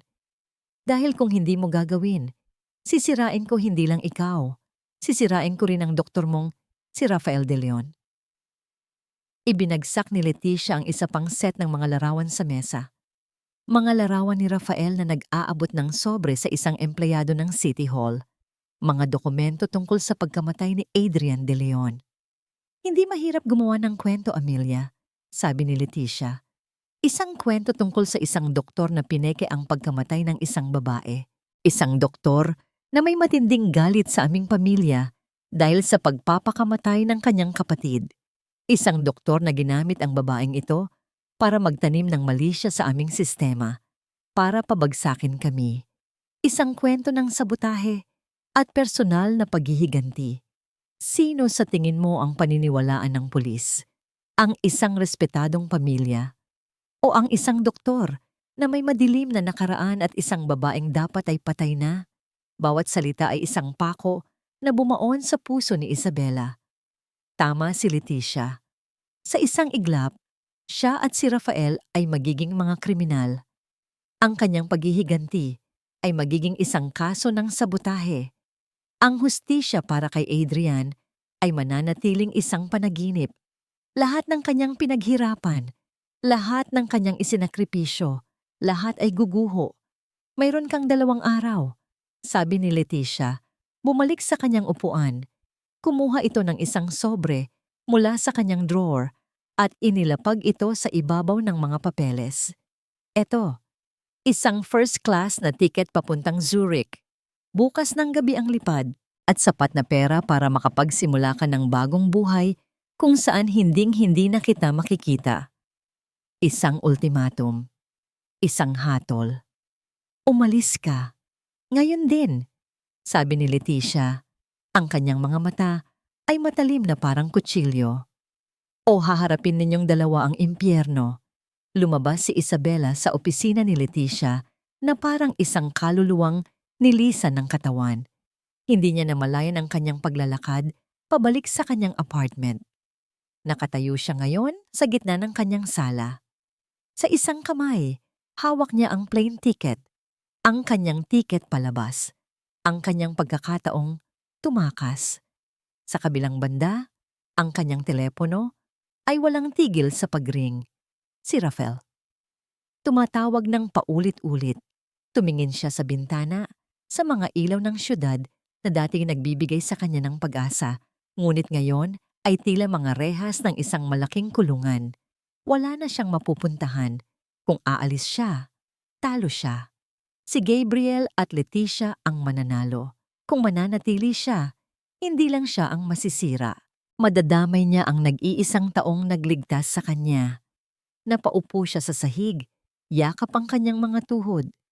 Ang babaeng matapang na pumasok sa teritoryo ng kaaway ay biglang nawala. Ang natira ay si Amelia, ang babaeng nasaktan, at ngayon ay nasa bingit ng tuluyang pagkasira. Talo na siya. Talo na silang dalawa. Biyernes, ang araw ng paghuhukom. Ang grand ballroom ng isang 5-star hotel ay puno ng mga mamamahayag, investor, at mga maimpluwensyang tao sa mundo ng teknolohiya at pananalapi. Ang entablado ay maliwanag, nakatutok sa isang malaking screen kung saan nakasulat ang mga salitang Proyekto Walang Hanggan, ang kinabukasan, ngayon. Sa backstage, pinupunasan ni Gabriel Montenegro ang pawis sa kanyang noo. Ito na ang pinakamalaking araw ng kanyang karera. Ang araw kung saan, sa wakas, ay mapapatunayan niya sa lahat na siya at hindi ang anino ng kanyang yumaong asawa, ang tunay na henyo. Nakahanda na ba ang lahat? Tanong niya sa kanyang technical head. Yes, sir. The system is stable. Perfect, in fact. Sagot nito. Sa nakalipas na 2 araw, lahat ng problema sa sistema ay himalang naglaho. Naging mas mabilis at mas tumpak pa ito kaysa dati. Tumingin si Gabriel sa kanyang ina na nakatayo sa isang sulok, may kausap sa telepono. Nagtama ang kanilang mga mata. Tumango si Leticia, isang senyales na nagsasabing lahat ay nasa ayos. Ang ibig sabihin noon, ang problema, si Amelia, ay dapat na nasa eroplano na ngayon, papalayo sa kanilang buhay. Isang buntong hininga ng ginhawa ang pinakawalan ni Gabriel. Sa wakas, malaya na siya. Nagsimula ang programa. Ipinakilala si Gabriel bilang the visionary mind behind Project Walang Hanggan. Umakyat siya sa entablado sa gitna ng masigabong palakpakan. Nagsimula siya sa kanyang talumpati, puno ng mga salitang hango sa mga lumang speech ni Amelia. Ngunit binigkas na para bang sa kanya. Ang proyekto Walang Hanggan ay hindi lamang isang algorithm, deklara niya. Ito ay isang pangako ng isang mas matatag na ekonomiya, isang mas matalinong paraan ng pamumuhunan, at isang kinabukasang walang takot. Habang nagsasalita siya, ang mga pinto sa likuran ng ballroom ay dahan-dahang bumukas. Isang babae ang pumasok, nakasuot ng simpleng itim na damit, ang kanyang buhok ay nakapusod, at ang kanyang paglakad ay may bigat at determinasyon. Hindi siya tumitingin sa kaliwa o sa kanan. Ang kanyang mga mata ay nakatuon lamang sa entablado. Si Isabela Cruz. Ang mga bulungan ay nagsimula. Napansin siya ni Leticia at ang kanyang kalmadong mukha ay biglang nagpakita ng pagkabigla at galit. Nag-signal siya sa security, ngunit huli na. Nakita na siya ng lahat. Napansin din siya ni Gabriel. Natigilan siya sa gitna ng kanyang talumpati. Ang nangiti sa kanyang labi ay unti-unting naglaho. Anong ginagawa niya rito? Bulong niya sa sarili. Nagpatuloy sa paglalakad si Isabela. Bawat hakbang niya ay tila isang pagyanig sa pundasyon ng kasinungalingan na binuo ng mga Montenegro. Sa isang sulok ng technical booth, isang lalaking nakasuot ng uniforme ng hotel staff ang nag-aayos ng mga kable. Nang makita niya si Isabela, itinaas nito ang kanyang ulo. Si Rafael, isang maliit na tango lang ang ibinigay niya kay Isabela. Isang tango na nagsasabing, "Handa na ako." Naalala ni Isabela ang pag-uusap nila kagabi. Hindi niya sinagot ang mga tawag ni Rafael. Sa halip, pinuntahan niya ito. "Kung tatakas ako, sila ang panalo," sabi niya kay Rafael. "Kung lalaban ako at mabibigo, pareho tayong talo. Pero kung lalaban tayo ng sabay, may 1% tayong tsansa." At sa 1% yon sila kumapit. At ngayon, sabi ni Gabriel, pilit ibinabalik ang kanyang kumpiyansa. "Para patunayan sa inyo ang kapangyarihan ng aming sistema, magsasagawa kami ng isang live demonstration." Ikinumpas niya ang kanyang kamay, at ang malaking screen sa likod niya ay dapat na magpakita ng user interface ng walang hanggan. Ngunit hindi iyon ang lumabas. Sa halip, ang lumabas ay isang komplikadong network ng mga bank account, mga offshore accounts sa Cayman Islands, sa Switzerland, mga pangalan ng mga shell corporation, at mga petsa ng transaksyon na tumutugma sa bawat malaking pagbagsak at pagtaas ng stock market sa nakalipas na 5 taon. Isang mapa ng money laundering. Ang lahat sa ballroom ay natigilan. Ang mga kamera ng media ay mabilis na nag-zoom in sa screen. Anong nangyayari?" Sigaw ni Gabriel sa kanyang team sa pamamagitan ng earpiece. "Alisin niyo yan!" Ngunit huli na. Ang sistema ay wala na sa kanilang kontrol. Mula sa technical booth, pinindot ni Rafael ang enter. Ang screen ay nagbago. Ngayon naman ay nagpapakita ito ng mga internal email. Mga email sa pagitan ni Gabriel at ng kanyang mga abogado, pinag-uusapan kung paano i-frame si Adrian De Leon. Mga email mula kay Leticia, nag-uutos na patahimikin ang mga posibleng testigo. Isang malakas na hiyawan ng pagkagulat ang pumuno sa silid. "Sinungaling!" Sigaw ng isang matandang lalaki mula sa audience. Ang ama ni Adrian De Leon. At pagkatapos, ang huling pag-atake. Isang audio file ang biglang tumugtog sa malalakas na speaker ng ballroom. Isang lumang recording na nahanap ni Rafael sa mga gamit ng kanyang kapatid. Ang boses ni Leticia mula sa isang pag-uusap maraming taon na ang nakalipas. "Wala akong pakialam sa pamilya Reyes. Ang kailangan ko ay ang prototype ng kanilang teknolohiya. Gawin mo ang lahat para makuha iyon, kahit pa ibagsak mo ang kanilang kumpanya. Ang katibayan ng kanilang pinakaunang kasalanan, ang pagbagsak ng pamilya ni Amelia. Nasa gitna na ng pasilyo si Isabela ngayon. Nakatayo. Nakatingin ng diretso kay Gabriel. Hindi na siya nagtatago sa likod ng pangalang Isabela Cruz. Sa mga mata ng lahat, siya si Amelia Reyes, bumangon mula sa mga patay para singilin ang isang utang. Si Gabriel ay napaluhod sa entablado. Ang kanyang mukha ay puno ng pawis at takot. Ang kanyang mundo, ang kanyang mga kasinungalingan, ay gumuho sa harap niya, sa harap ng buong mundo. Si Leticia naman ay nanigas sa kanyang kinatatayuan. Ang kanyang muka ay putlang-putla, tila isang estatwang gawa sa asin. Kasabay ng pagbagsak ni Gabriel, ang mga pinto ng ballroom ay muling bumukas. Ngunit hindi na mga bisita ang pumasok, mga pulis. Dumiretso sila sa entablado. Ang huling paglaban ay tapos na. Ang pagbagsak ng imperyo ng mga Montenegro ay hindi isang lindol na biglaan at marahas. Ito ay parang isang gusaling unti-unting gumuho. Unang bumagsak ang isang pader, sinundan ng haligi, hanggang sa ang buong istruktura ay naging alikabok na lamang. Ang mga sumunod na araw ay puno ng ingay. Ang balita tungkol sa Montenegro scandal ay nasa lahat ng telebisyon, dyaryo, at social media. Ang pagbabalik ni Amelia Reyes mula sa mga patay ay naging isang alamat. Ngunit sa gitna ng lahat ng kaguluhan, si Isabela o Amelia, depende sa kung sino ang tatanungin, ay piniling manahimik. Nasa loob ng interrogation room, nakaupo si Gabriel Montenegro. Wala na ang mamahaling suit, wala na ang aroganteng tindig. Ang natira ay isang lalaking pagod, talunan, at pinaliligiran ng mga pader ng kanyang sariling kasalanan. Ang kanyang mundo ay gumuho at ang bawat piraso ng basag na salamin ay sumasalamin sa kanyang mga pagkakamali. Ang pinto ay bumukas. Isang pulis ang pumasok. Kasunod, ang isang babae. Si Isabela. Mayroon kang 10 minuto? Sabi ng pulis bago sila iwanang dalawa. Isang makapal na salamin ang namamagitan sa kanila. Tinitigan ni Gabriel ang babae sa kabilang panig ng salamin. Ang babaeng minsan niyang tinawag na asawa.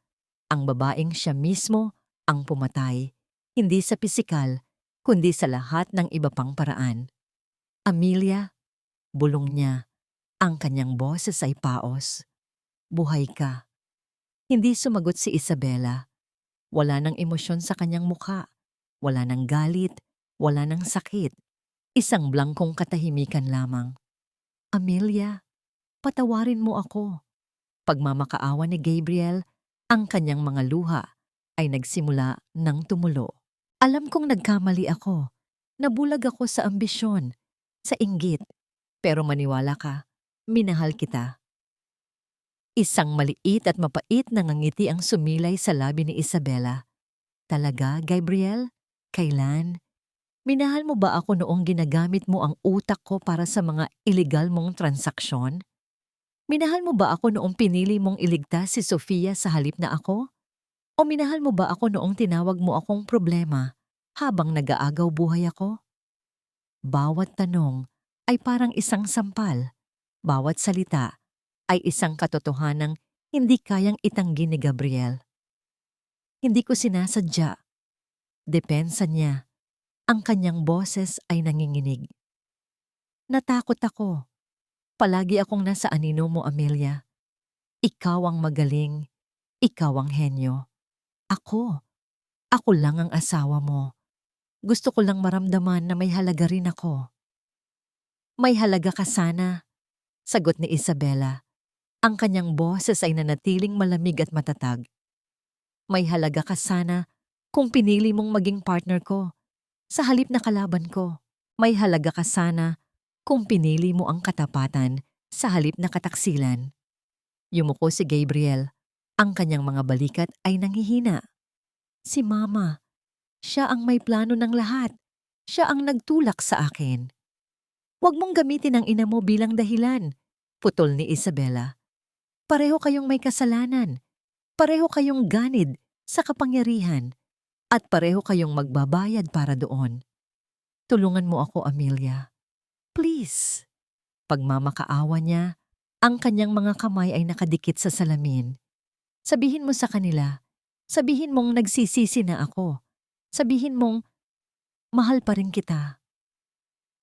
Tinitigan siya ni Isabela sa huling pagkakataon. Ang lalaking nasa harap niya ay hindi na ang Gabriel na minahal niya. Isa na lamang itong basag na refleksyon ng nakaraan. Tumayo siya. Hindi ako naparito para magpatawad, Gabriel, sabi niya. Ang kanyang mga salita ay pinal at malinaw. Narito ako para tapusin ang lahat. Tumalikod siya at naglakad papalabas. Hindi na muling lumingon. Iniwan niya si Gabriel na humahagulgol, isang hari na nawalan ng kaharian, isang lalaking nawalan ng lahat dahil sa sarili niyang kagagawan. Paglabas niya ng police station, ang sikat ng araw ay tila mas maliwanag. Isang malamig na hangin ang sumalubong sa kanya. Sa di kalayuan, nakasandal sa isang kotse, naghihintay si Rafael. Wala itong sinabi. Hindi ito nagtanong kung kamusta siya o kung anong nangyari sa loob. Lumapit lang ito sa kanya. Hinubad nito ang suot nitong itim na jacket at maingat na ipinatong sa kanyang mga balikat. Isang simpleng kilos na nagsasabi ng lahat. Naramdaman ni Isabela ang init mula sa jacket. Sa unang pagkakataon, sa loob ng napakatagal na panahon, naramdaman niyang ligtas siya. Ang bigat na matagal na niyang pinapasan ay tila unti-unting gumaan. Tumingin siya kay Rafael na nakatingin din sa kanya. Ang mga mata nito ay puno ng pag-unawa at pag-aalaga. Tapos na, bulong ni Isabela na para bang sinasabi niya iyon sa kanyang sarili. Tumango si Rafael. Ngumiti ito ng bahagya, isang nangiting umabot hanggang sa mga mata nito. Ngayong tapos na ang lahat, mahinang tanong ni Rafael, handa ka na bang maging malaya? Ang tanong ay nanatili sa hangin, kasabay ng pangako ng isang bagong umaga. 6 na buwan nang lumipas, ang ingay ng Montenegro scandal ay unti-unti nang humupa, napalitan ng mga bagong balita, ng mga bagong drama. Ang mundo ay nagpatuloy sa pag-ikot. Ngunit para sa isang babae, ang pag-ikot ng kanyang mundo ay nagsimula pa lamang muli. Isang umaga, nakatayo siya sa harap ng isang puntod. Ang lapida ay simple, gawa sa puting marmol. Nakaukit dito ang isang pangalan, Amelia Reyes, at sa ilalim, isang maikling parirala. Isang matalinong isip, isang pusong nagmahal. Hindi na si Isabela Cruz ang babaeng nakatayo roon, ngunit hindi na rin siya si Amelia Reyes. Siya na ngayon ay isang taong nasa pagitan ng dalawang pagkakakilanlan. Hinahanap ang kanyang tunay na sarili. Inilapag niya ang isang tangkay ng puting rosas sa ibabaw ng damo. Paalam, Amelia, bulong niya, hindi sa lapida, kundi sa babaeng minsan ay naging siya. Salamat sa iyong lakas. Salamat sa iyong talino. Patawad kung hinayaan kitang masaktan ng lubos. Pwede ka nang magpahinga. Isang hangin ang umihip, tila isang sagot, isang pagtanggap. Sa unang pagkakataon, ang pagdalaw niya sa sarili niyang puntod ay hindi nagdulot ng pait, kundi ng kapayapaan. Ito na ang huling pagpapaalam. Tumalikod siya at naglakad paalis. Hindi na muling lumingon. Sa kasalukuyan, pinili niyang mamuhay ng simple. Ang Montenegro Corporation ay na-dissolve. Ang proyekto walang hanggan, ang kanyang obra maestra na naging sanhi ng kanyang kaligayahan at kalungkutan, ay isinuko niya sa gobyerno para gamitin sa kapakanan ng publiko. Hindi na siya bumalik sa mundo ng korporasyon. Sa halip, ginamit niya ang kanyang talino sa ibang paraan. Nakatayo siya ngayon sa harap ng isang whiteboard sa isang maliit na co-working space sa Quezon City. Ang kaharap niya ay isang grupo ng mga estudyanteng puno ng pangarap at enerhiya. Tinutulungan niya silang buuin ang kanilang sariling tech startup, isang app na makakatulong sa mga maliliit na magsasaka. Ang pinakamahalagang bahagi ng anumang sistema, paliwanag niya sa kanila, ay ang integridad. Hindi ang bilis, hindi ang pagiging komplikado, kundi ang tiwala. Ang tiwalang hindi ito manloloko, hindi ito mananakit. Habang nagsasalita siya, isang ngiti ang sumilay sa kanyang mga labi. Isang ngiting totoo, walang halong pagkukunwari, at puno ng bagong sigla. Dito niya natagpuan ang kanyang bagong layunin, hindi sa pagbuo ng mga komplikadong algorithm, kundi sa pagtulong sa pagbuo ng mga pangarap. Pagkatapos ng kanyang session, lumabas siya ng gusali. Isang pamilyar na kotse ang naghihintay sa kanya sa labas. Nakasandal dito si Rafael, suot ang isang simpleng polo shirt. Ang kanyang mukha ay mas magaan na ngayon, malayo sa seryosong doktor na una niyang nakilala. Kamusta ang mga bagong henyo? Tanong ni Rafael habang pinagbubuksan siya ng pinto. Puno ng potensyal, sagot niya. At wala pang bahid ng kasakiman ng mundo. Nagmaneho sila palayo sa ingay ng syudad. Ang kanilang destinasyon, isang tahimik na beach sa Batangas kung saan ang tunog lamang ng mga alon at hangin ang maririnig. Habang papalubog ang araw, naglalakad sila sa dalampasigan. Ang kanilang mga paa ay nilalaro ng mga alon. Matagal silang hindi nagsalita. Kapwa ninanamnam ang katahimikan at ang kapayapaan na matagal nilang inasam. Naisip mo na ba kung anong pangalan ang gagamitin mo? Basag ni Rafael sa katahimikan. Tumingin siya sa kulay kahel na kalangitan. Hindi ko pa alam. Si Amelia ay isang alaala. Si Isabella ay isang kasangkapan. Siguro oras na para gumawa ng bago. May ideya ako, sabi ni Rafael. Ano? Liwayway, sabi nito. Dahil ikaw ang bukang liwayway pagkatapos ng isang napakahabang gabi. Napangiti siya. Isang tunay na ngiti. Huminto sila sa paglalakad. Humarap si Rafael sa kanya. Ang kanyang mga mata ay seryoso, ngunit puno ng lambing. Ang paghihiganti ay tapos na, sabi ni Rafael. Ang hustisya para sa kapatid ko ay nakamit na. Ang nakaraan ay nasa likod na natin. Oo, mahina niyang sagot. Ngayon, ang tanong na lang ay kung anong nasa hinaharap. Pagpapatuloy ni Rafael, kinuha nito ang kanyang dalawang kamay. Ang paghawak ay mainit at puno ng katiyakan. At sa hinaharap na yon, gusto sana kitang makasama. Hindi bilang mga kakampi sa isang laban, kundi bilang dalawang taong sabay nahaharap sa bawat bagong umaga. Hindi ito isang tanong na nangangailangan ng sagot na oo o hindi. Ito ay isang alok, isang paanyaya. Hindi siya sumagot gamit ang mga salita. Sa halip, hinigpitan niya ang hawak sa kamay ni Rafael. Tumingin silang dalawa sa papalubog na araw. Sa huling sinag nito, bago ito tuluyang lamunin ng gabi. Ngunit hindi na sila natatakot sa dilim. Dahil alam nilang pagkatapos ng bawat gabi, laging may bukang liwayway na naghihintay. At sa pagkakataong ito, sabay na nila itong sasalubungin. Ang kanilang paglalakbay, ang tunay nilang kwento, ay ngayon pa lamang nagsisimula. Sa pagtatapos ng kwento ni Amelia, na muling isinilang bilang Isabella, natunghayan natin na ang tunay na hustisya ay hindi laging nagmumula sa paghihiganti, kundi sa tapang na harapin ang katotohanan at piliing maghilom. Ang mga kasinungalingan ay maaaring tumagal ng ilang taon, ngunit darating ang sandaling mabubunyag ang lahat at ang mga gumawa ng kasamaan ay haharap sa bunga ng kanilang mga desisyon.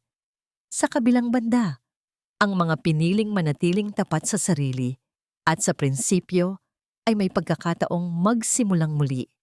Mas malaya, mas buo. Ang kwentong ito ay paalala na ang kapangyarihan at kasakiman ay may hangganan, ngunit ang dignidad at konsensya ay walang kapantay. Ikaw, naniniwala ka ba na mas matamis ang hustisyang tahimik kaysa sa paghihiganting maingay? Kung ikaw ang nasa kalagayan ni Amelia, pipiliin mo rin bang magpatawad at magpatuloy? Bilang may-ari ng channel na ito, mahalaga sa amin ang inyong damdamin. Kumusta ka ngayon? May kwento ka bang nais ibahagi? O aral na tumatak sa puso mo?